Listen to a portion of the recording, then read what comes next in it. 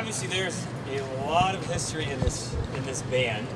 Can we start by just having somebody say the name of your band, and then one by one just introduce yourselves and what you do in the band, please.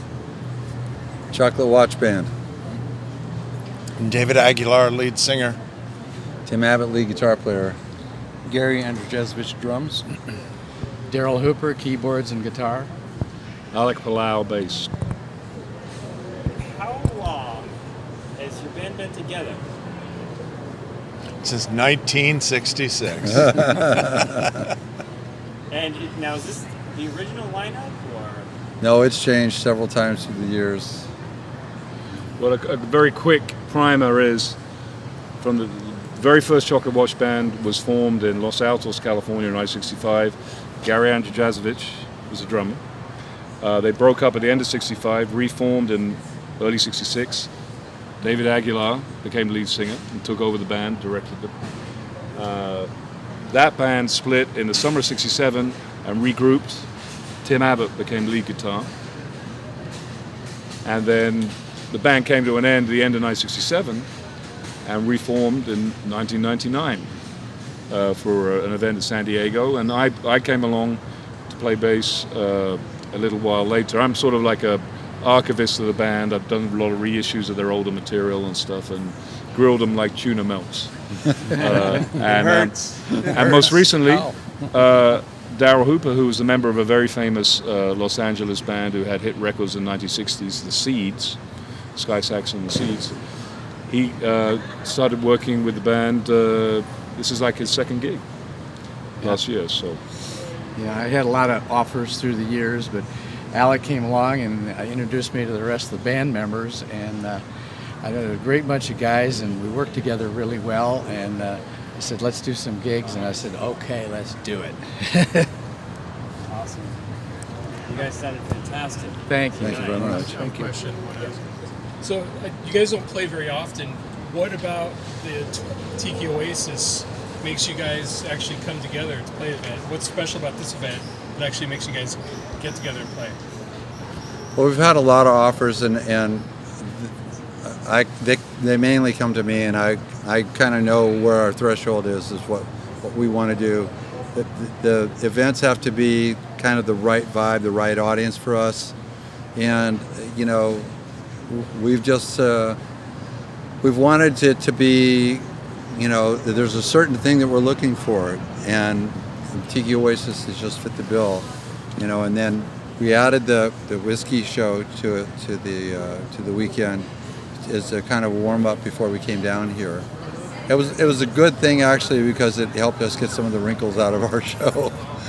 So we found a few little wrinkles, and I'm glad they didn't happen tonight. But everything went fine tonight. I love the Tiki show because I get to wear my Tiki shirt. Normally, I don't get to wear those on stage. What did you guys think of the experience here now that you've played it? What did you think of it?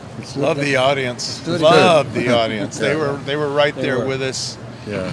And one of the secrets is some bands play and some bands communicate with the audience, and we've always enjoyed communicating with our audiences and bringing them in, letting them be part of it. That's what a real rock and roll show is.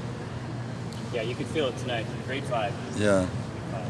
We kind of have heart when we play, and we're looking for people to relate to that are looking for that, and that's how this audience has been.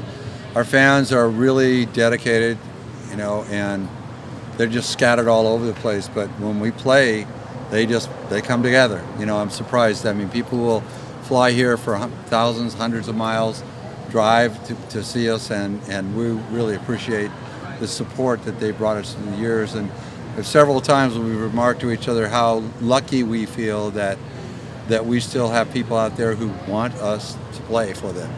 And so it's an honor for us as well to have fans that are that loyal to us. A question I just wanted to ask, I like to ask different bands is, if nobody had heard you guys and you wanted to expose, or I guess let somebody get an idea, a song that best defines you guys from someone who'd never heard you, what song of yours would you pick to have them listen to? I'm not like everybody else. Yeah. That's or Baby Blue. Sweet Young Things, really, that song's kind of a trademark. Because I was a Watchband fan before I got to know these guys. And I just want to add that playing these guys is not only a tremendous honor for me, but I see a lot of bands reform and play again, and normally it's disappointing. These guys, it's never disappointing. They put the spirit and the vibe that they had back then that made them so exciting back then into the music now. Mr. Aguilar here is one of the best frontmen of that era. And he can, if you probably watched him, the way he works the band, works the crowd, lots of highs and lows and dynamics that you don't normally get in rock and roll shows by vintage musicians. But I say, so as a fan, the songs I gravitate to are the ones that really encapsulate that, and that's Sweet Young Thing, was a song of theirs, Don't Need Your Lovin', which is just a tremendous rip-roaring thing, and then there were some songs that were written for them, like Are You Gonna Be There at the Lovin', which just has a vibe to it that encapsulates the more psychedelic side of I also really love one of the ones that Dave wrote, Gone and Passes By.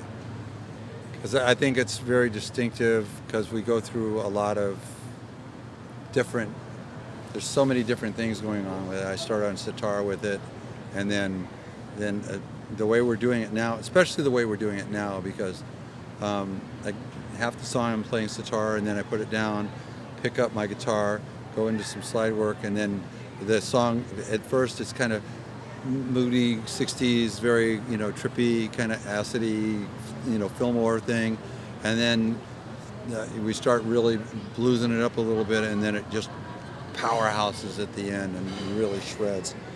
It's a great song, very fun. So I think one of the most interesting things about this band that I don't see in a lot of other bands, these guys are incredibly talented musicians, and you may not have seen it tonight, but Timmy plays an awesome flute. Daryl, of course, goes between guitars and keyboards. Alec is a great acoustic guitar player. So is Gary. Gary plays the acoustic guitar, and we just forgot we should have brought the theremin tonight, because I play theremin on stage. So we play a lot of instruments, which many bands don't. This would have been the perfect event for the theremin. Yeah, now you tell me. A lot of those around. Guys, anything else you'd like to? Yeah, I would just mention Daryl. Having joined the band, he was in this band that had hit records in the 1960s, the Seeds, that have their own kind of devoted following. And so we did a few Seeds songs tonight, and Pushing Too Hard, Can't Seem to Make You Mine, our interpretations of them. But he was, there were a lot of people there to see Daryl too in action, because he hasn't played music for a long time in public. Right. Can't Seem to Make You Mine is one of the ones that we're adding to the new album. I was going to say, you guys kind of have a lot of resources to pull from with the different histories that you guys have, and it must be a good benefit for you guys to be able to kind of introduce those songs and that music to a new audience, as well as to fans that are more familiar with your work. One of the things that's really crazy is that the greatest spawning ground for our fans is college, because our stuff continually gets played on college radio. We're so thankful for those DJs that are playing, because they're churning out Chocolate Watch Band fans every year. Guys, heard it in college, and then graduated, moved on, and they've stayed as fans. And they move up into their 30s and 40s, and they're still they're fans. And then kids come up and they hear us, and then suddenly they're fans, and we have a whole new fan base. We played in Spain, and I don't think there was anybody over 35 in the audience. I mean, it was just all kids. And they went nuts. There was 4,000 of them going crazy. So this is amazing, So we're just thankful for all that, the crop of new fans. Stuff went really big in Japan. Alec did a box set on us in 2007, and some of the biggest sales were in Japan. So that's something that we are hoping to do, is go to Japan, take the band to Japan, because there's a huge fan base over there, obviously from the record sales that we've seen. And so it's like, okay. And it's crazy for a band that never played outside of California when we were together, when we were kids, to be traveling all over the world playing for people, and be getting people from Germany and England and Greece and Spain and just all over the place. There's coming up and saying how much our music has changed their lives. This is an incredible honor.